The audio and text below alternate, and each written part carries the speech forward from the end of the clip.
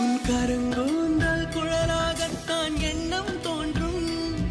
உன் காதோரம் உரையாடித்தான் ஜன்மம் தீரும்.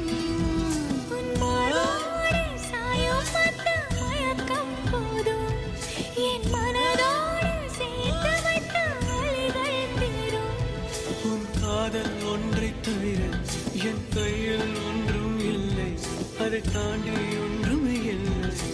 பெண்ணே பெண்ணே, நீ இல்லை என்றால் என்ன?